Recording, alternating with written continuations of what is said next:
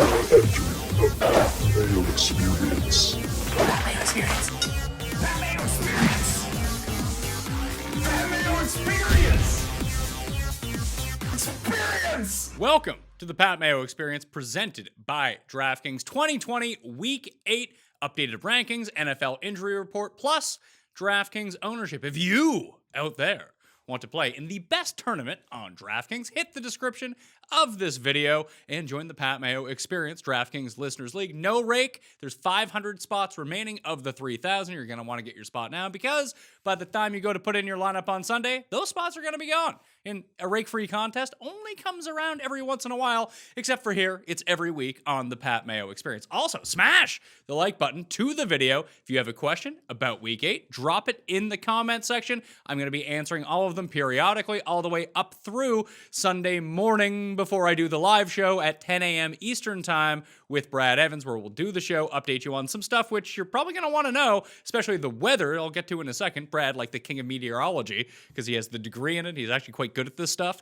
So getting his insight on some of the weather in a lot of these games that could be impacted could be critical information. But, you know, do all that stuff. If you have a question, start, sit, whatever, drop it in the comment section. If you are listening to the audio version, please rate and review. Always goes a long way to help keeping this show free. Also, FTNdaily.com, code Mayo, get you access to that premium tool set, optimizer, ownership projections, cornerback, wide receiver matchups, all at a discount with code Mayo. Highly suggest you check it out. The free tools are also in the description of the video if you just want to go check them out. Air yards, opportunity share, defense by position. It's great stuff. It's all free too. So just get over to FTNdaily.com. Like I said, code Mayo to get access at a discount to those premium things. All of my rankings are now updated to the moment that I'm recording this, at least, and they'll get updated again on Saturday and then on Sunday morning, but they're all in the description too and up on DKPlaybook.com.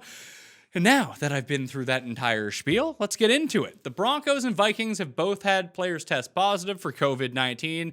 It doesn't seem like those games are in any danger of moving, but just keep an eye out on that. The weather: New Orleans, Chicago, Minnesota, Green Bay, New England, Buffalo, Las Vegas, and Cleveland, Tennessee, Cincinnati, all a part of that early slate on Sunday, and all expected right now, and this is Friday that I'm speaking to you, and that is on Sunday, so God knows with the weather, but it's anticipated that wind gusts could get up to 45 miles per hour, with a steady stream between 20 and 35 miles per hour, which could really impact the vertical passing game, the kicking game, and it's going to be frigid temperatures in some of these too. So like I said, on Sunday, when I have Brad on 10 a.m. Eastern Time on Mayo Media Network, subscribe to Mayo Media Network too. If you're just watching this and you're not subscribed, give your head a shake, then subscribe, or subscribe, then give your head a shake. Although after you've subscribed, probably don't need to give your head a shake anymore. Not going to lie to you.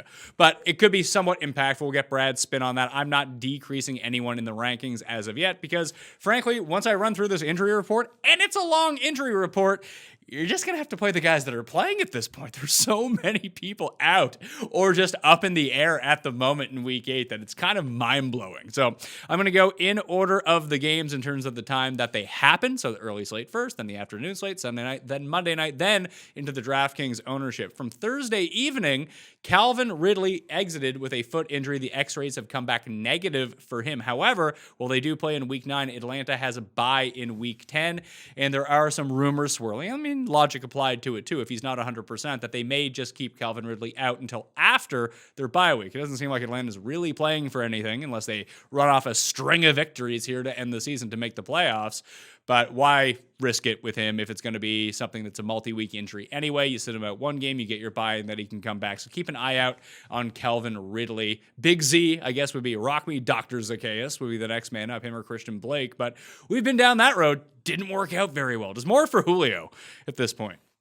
For the Sunday games, Julian Edelman and N'Keal Harry are both out for the New England Patriots. That means you're going to see some Jacoby Myers, some Demir Bird, maybe on DraftKings at least, because he's the league min at $2,500. Maybe Ryan Izzo gets involved a little bit more, but you probably just want to steer clear of this Patriots offense. On the defensive side of the ball, Stephon Gilmore may or may not play against the Bills, so good for the Bills receivers. Damien Harris likely to be in with his ankle injury in the backfield. Dawson Knox is likely out.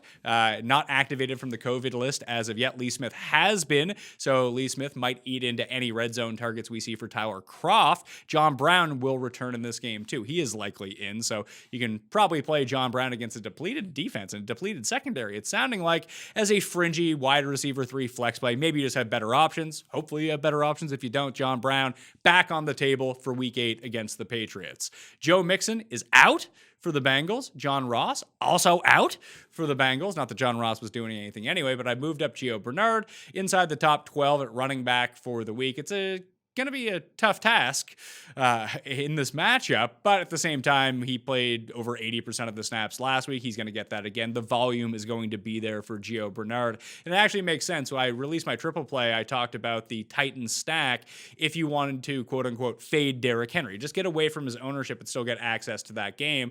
That if you do the triple stack of Tannehill, Jonnu Smith, and A.J. Brown, Gio or T. Higgins are likely the two guys that you'd want to bring it back with if you have faith that the wins stay down in that game, and then all of a sudden you're looking at a spot where you can really smash for Gio's not cheap like he was last week, but he's not super expensive like the other guys who would expect to see the same sort of volume that he's going to get him. And we'll talk about Jamal Williams in a second, who's also kind of in the same boat right now. Dalvin Cook is in, or at least likely to be in, for the Minnesota Vikings. Good news for him. Fire up some Dalvin Cook. You can send Alexander Mattison back to the bench. Aaron Jones, however, out with a calf injury for the second straight game against the Vikings. So, like we saw a week ago, Jamal Williams played over 90% of the snaps for the Packers. Maybe A.J. Dillon works his way in a little bit more this week, but I don't see why they're changing anything of what really happened from last week to this week. So, Jamal Williams inside the top 10 at running back this week. I may even have him at number 5. This is a very soft matchup against a depleted Minnesota team right now who traded away their best D lineman. They had a linebacker test positive for COVID, so he's not playing. The defense wasn't very good to begin with, so fire up some Jamal Williams. Let's go. Diontae Johnson and Eric Ebron are going to be game time decisions for the Steelers against the Ravens this week. Obviously, if Diontae Johnson is out, I would move Chase Claypool up into the rankings, much higher than he is right now. I believe I have him in the mid-30s. He'd probably get into the mid-20s. I still have Diontae Johnson ranked as the highest because if he's going to play, as we've seen, he's the guy that you want to use in the Steelers receiving core when he's active. Guy can never finish a game, but most of the time that doesn't matter. He already does his damage very early in the game, so it's okay. Risky, mind you. With Eric Ebron, you can probably just not play him and feel good about that. Just go pick up someone else. On the other side of the ball, Mark Ingram likely to be out. Probably going to be out for a few weeks with this high ankle sprain. So Gus Edwards, J.K. Dobbins, they might activate Justice Hill, but then you have to account for the utilization of random tight ends in the red zone. Lamar Jackson running the ball on himself. Patrick Ricard ending up with like a fullback dive from the 1-yard line. So it's not as straightforward as, just play Gus Edwards. And this is a very tough matchup. I actually prefer Dobbins over Edwards this week. I would guess that if someone gets a carry from the 5-yard line, it's going to be Gus Edwards. But between the 20s, if someone's going to score a longer touchdown or just have a better base of volume, it will likely be J.K. Dobbins if you're looking to start one of those two guys. Sammy Watkins is out once again for the Kansas City Chiefs against the Jets. And on the Jet side, Breshad Perriman officially out. Jamison Crowder looking very unlikely to play. He is not in the rankings anymore. They've actually moved up Denzel Mims in to the top 30 at wide receiver this week. There have been 17 instances in history where a team has been an underdog of 14.5 or more points in a game. Of those 17 games, 18 receivers on the underdog teams from those 17 teams have actually eclipsed 100 yards in terms of receiving. So it's really down to Mims, Braxton Berrios, and Jeff Smith. Berrios will be filling the Crowder role in the slot. Mims will retain his spot on the outside. Jeff Smith will move into the Breshad Perriman role on the outside. Mims seems to be the best of that bunch, although we've only seen him for one game so far this year. But he looked like okay. So if he's going to get a bunch of targets, potentially double digit in this spot, you can not confidently roll out Denzel Mims, but it is an upside situation. And $3,200 on DraftKings. That is actually quite appealing. With Watkins out on the other side, it seems like a game where you can really take advantage of the Jets defense, especially deep. Maybe this can finally be a Mecole Hardman game. Wouldn't bank on that, because generally when Sammy Watkins is out, Demarcus Robinson is the one who does most of the damage, at least in terms of a volume perspective. Now, if Hardman has a big game, it's going to be like 3 catches for 142 yards and 2 touchdowns. It's like the Tyreek Hill type of game. It's all big plays. So I guess if you're shooting for upside in GPP-wise, or if you're an underdog in your matchup and season long, that is a route you could go. Just know, not very safe in the slightest, all right? Michael Pittman could be back for the Indianapolis Colts. He practiced this week and was activated off injured reserve. If he comes back, I will downgrade Zach Pascal in the rankings this week. Mo-Alie-Cox could play as well. That would hurt Trey Burton's overall share. And injured this week in practice, Ryan Kelly, the center, is likely out for this game, which could be bad news for the offensive line. And Phillip Rivers in particular, you just don't like to see any offensive line injuries when you have a statue behind the offensive line. So keep some eyes on what's going on with the Colts offensive line. Maybe Kelly can end up going, but right now he's trending towards not playing. Davante Parker is going to be in with his groin injury for the Dolphins. Tyler Higbee, who missed the Monday night game against the Bears, is a game time decision. I have him ranked very lowly, but as in right now in the rankings, he's in like the mid-teens. If he were to be out, Gerald Everett would become... Obviously, he wouldn't be sneaky. Everyone knows what's going on, but he still probably wouldn't crack the top 10 at tight end, maybe like number 12, number 13. He's just not a safe option in the slightest, although the interior and the seams are where you do want to target the Dolphins defense, set up very much like the Rams defense, 2 excellent outside quarters, so you want those seamers. From the Rams side of the ball, Cooper Kupp is actually the one who should have the bigger day as opposed to Robert Woods, unless they start moving people around the formations. Gerald Everett would probably fall into that bucket too, primarily lining up out of the slot.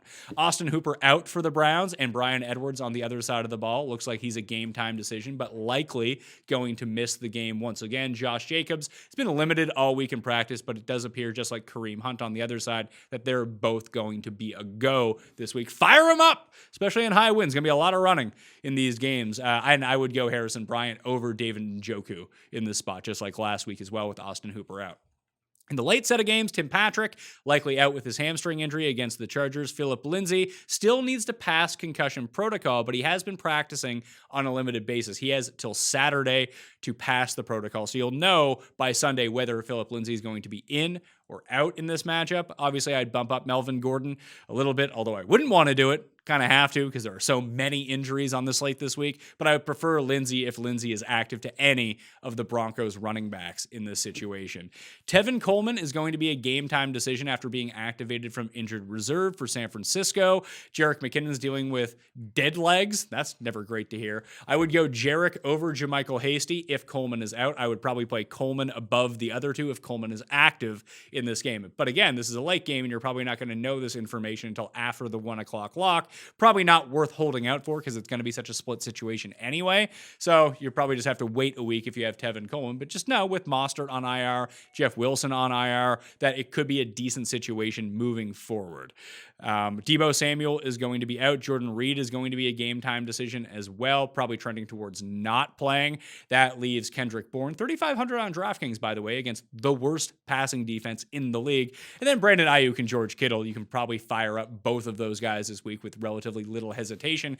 Ayuk is a bit dicey because he's kind of boom or he's going to be bust, but his skill set just matches up so well against the Seattle defense. The other side of the ball, now it gets tricky.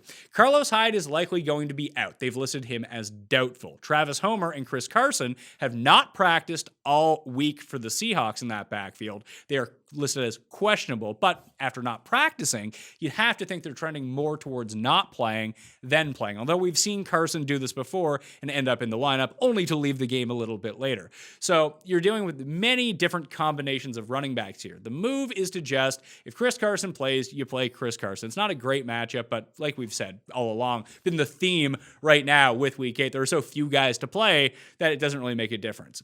Now, if he's out, Travis Homer likely would be the lead, especially as a passing protection element to the Seahawks offense. But again, he hasn't practiced. That would leave DJ Dallas. And it's important to note that the Seahawks just signed Alex Collins, who has not played since 2018, to their practice squad. They could potentially activate him if no one else is a go here. That just leaves DJ Dallas as the only active roster member of the Seahawks in the backfield who's healthy right now. As Jake Seeley pointed out, guy can't block, which is a problem, especially against the pass rush, even without Bosa of the 49ers. It's still pretty good. You'd want someone who can protect Russell Wilson, but they may have no other options. All three of the starters could be out. It could be DJ Dallas. He's super cheap on DraftKings. He's widely available. He would be the guy to go pick up, and if the other three guys are out, he's a top 20 option based on volume alone. Not a great situation, but this is what we're dealing with, and he's absolutely free at the moment. So that's a roster move that you can go make if you want to. For the Saints, this is fun. Michael Thomas is out.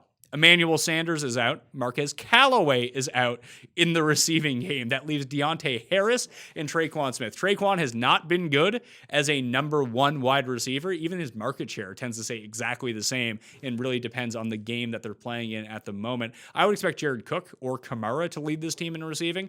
With Diontae Harris, it's still a terrible matchup regardless of where you look at the field and where these guys are going to be playing on the outside against the Bears. You don't really want to play him. I would play Traquan over Harris. I would try to play neither if it came down to that. This feels like it's going to be a very low-scoring game unless Kamara absolutely gashes them on the ground. On the other side of the ball, against the two corners on the outside for the Saints, were pretty good. Allen Robinson, unlikely to play this week, leaving Anthony Miller probably in the slot. Darnell Mooney on the outside. It's a revenge game for Jimmy Graham, and the Saints terrible against tight ends. So maybe you play Jimmy Graham. I have him ranked inside the top 10 at tight end this week against his former team, and his usage in the red zone has been quite good so far this season. He has a rapport with Nick Foles, at least, and without Allen Robinson around, that like 30% market share of targets got to go somewhere else. Mooney is good, and maybe Mooney would be the best play of the receivers, but at the same time, do you really want to go out of your way to play Mooney? I'd rather play someone like Mims or Kendrick Bourne, for that matter, over Mooney this week as it stands right now. Where else are we? In the late game, Alshon Jeffrey, likely out. Dallas Goedert, Deshaun Jackson, out. Zach Ertz, out. Paul, did we hear about Miles Sanders? He's out, right?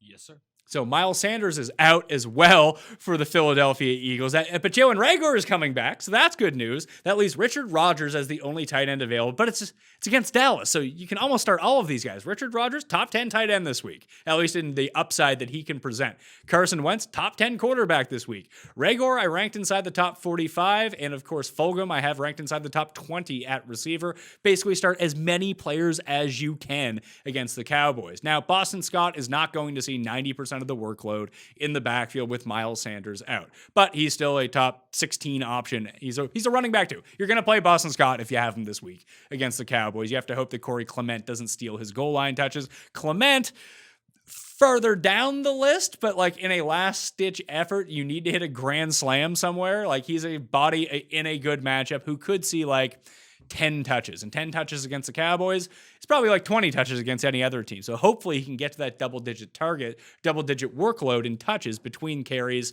and the receiving game, and maybe he lucks into some red zone touches, goal line carries that he could get you something. I wouldn't count on. I've tried not to play Corey Clement. I would want to play Boston Scott, but both guys do have capped upside because there will be a bit of a share going on in that circumstance. On the other side, Andy Dalton's not playing. That was Ben DiNucci, who only has eyes for Amari Cooper. So you can play Amari Cooper as long as he's not shadowed by Slay, which he probably will be. Just not a great situation in Dallas right now, but maybe in week 2, DiNucci with a full week of practice looks a little bit better than he did against Washington a week ago, although the pass rush for the Eagles is still fully intact, and that Dallas offensive line kind of beat up at the moment. I know they're not on the main slate of DraftKings, but you can think about them for showdown contests with the way that they're rolling right now in your season long. If they're still available, you can go pick up the Eagles, play them pretty comfortably. Monday night, Chris Godwin is out for Tampa, as is Antonio Brown. Scotty Miller likely to play with Bradbury on Evans. Scotty Miller, kind of an intriguing option, not going to lie to you. Then you have Devontae Freeman on the other side, likely out. You probably don't want to play Wayne Gallman, but he's likely to be the guy in the backfield. Maybe he can soak up like 8 targets or something like that and just kind of grease his way to a decent PPR low-end flex play if you want it. CJ Board going to be back in after sustaining that gruesome injury 2 weeks ago. Sat last week with a concussion. It looks like he'll be back back in the receiving core. You don't really want to play anyone on the outside against the Bucs with the way that they're rolling right now. So, I've had to downgrade Darius Slayton. I've had to downgrade Sterling Shepard, Tate, and Ingram. I mean, they're just not good. That's a problem. Tate would probably be the best of the options because he would have the easiest matchup. But are you really going to feel comfortable rolling Golden Tate out in your lineup this week? Quick answer, no, you're not. All right. DraftKings ownership for the week. It is worth noting that all of the rankings, again, are updated in the description of this video and podcast, and you can find them all up on DraftKingsPlaybook.com. Just like you can find my cheat sheet for DraftKings GPPs this week, I'll update it again on Sunday morning as we hear more about the injuries. But ownership projected right now after accounting for these injuries above 20% on DraftKings at the running back position. I have Derrick Henry, Alvin Kamara, Kareem Hunt, and Jamal Williams. Now that Aaron Jones has been ruled out, he's more expensive than Gio. He has a better matchup than Gio, especially because they're not projected to be playing from behind the entire game. But Gio is sort of like the poor man's Jamal Williams here, with probably equivalent upside, to be perfectly honest with you. And he is a cheaper price. So that is worth looking into to pivot off of Jamal Williams to get to Gio Bernard if you're concerned about your lineup being too chalky this week in GPPs. At receiver, Davante Adams and Keenan Allen, everyone is using those two guys this week. And with some of the decent paydown options, you can kind of make that work. It's going to be weird if you end up playing like Aaron Rodgers, Davante Adams, and Jamal Williams. Would have worked out for you last week pretty well. But at the same time, that's just a weird stack to go through. You'd really have to think that Williams gets involved in the receiving game. If they were projected as not 8-point favorites in the game, maybe I could see it where they'd have to be throwing the entire time. But it does feel like it's either going to be a big day for the receiving game or a big day on the ground. You might have to pick your poison between the two. Other than that, Tyler Lockett and A.J. Brown are probably next two up in terms of ownership. You're looking at like 15+%. And A.J. Green projecting to be the highest owned of the Cincinnati wide receivers right now, mainly because of the price point, but I do think that he is the lesser option. I think it's Higgins, then Boyd, then A.J. Green if you were to play the guys on DraftKings in terms of overall upside for tournaments in that game against the Titans. And I like DK Metcalf more than I like Tyler Lockett last week. Big flip for me because I was all over Tyler Lockett. I get very few things right. That thing I got right. This week, I prefer DK Metcalf, as you can find out more in Mayo's Triple Play up now on Mayo Media Network. It's a very quick video. You can find out why I like DK Metcalf over Tyler Lockett this week. And it's not just ownership based. I actually like him objectively more than Tyler Lockett, but he looks like he's going to come in with like 1/3 the ownership after he let everyone down in an island game that everyone watched last week. At tight end, Kittle and Waller are the two way above everyone else. Next up would probably be Jonnu Smith, but I doubt he even cracks double digits this week. Quarterback, it's pretty flat across the board, but the three highest owned do appear to be Russell Wilson, Derek Carr, and Patrick Mahomes in that big game against the Jets this week where they're 20-point favorites. For defenses, again, almost like quarterback, very flat. No one projects right now to be double digits, so we don't have a Washington situation from last week on our hands, but it looks like it's going to go Packers, Chiefs, Titans, all relatively affordable. I like the Saints defense. If you're going to pay in that like mid $3,000 level, the Chargers defense is really interesting as well. And they're also in that $3,000 range. It's just a decent matchup with guys already banged up on the offensive line for the Broncos. We don't know who's going to be a part of the receiving core if they're missing Tim Patrick. Like that's an actual deal for them. And then you have Drew Lock, who's just not afraid to throw into triple coverage. And the pass rush for the Chargers is one of their spots on the field where they're actually at full health at the moment. So could be a decent situation to generate a lot of pressure on Drew Lock, force him into terrible situations, and reap the rewards of fantasy points on the other end. If the game is close, they're probably just going to try to run, which would hurt their defense. But if the Chargers can jump up in this game, their defense looks like a very, very good option in Week 8. That's going to do it on the Pat Mayo Experience. Like I mentioned, if you want your question answered, leave it in the comment section. But after you smash the like button to the episode and subscribe to Mayo Media Network. If you haven't liked and you haven't subscribed, no questions answered. That's the game that I'm running this week. But I will try to answer those periodically over the next 24 hours, all the way till Sunday morning before I do the live show, 10 a.m. Eastern Time with Brad Evans right here on Mayo Media Network. Half an hour show, half an hour of live question and answers. The problem is we can't get to all the questions that are asked because there are too many. You leave them in the comment section of this video, they will get answered. That easy, all right? Rate and review the Pat Mayo Experience audio podcast. Please rate it 5 stars, not 1 star, 5 stars. And play in the Pat Mayo Experience DraftKings Open. All of that information can be found if you just click blip and look down in the comment section or description of this video. All right, I'm Pat Mayo. Good luck in week 8. I'll see you next time. That Mayo experience! Experience!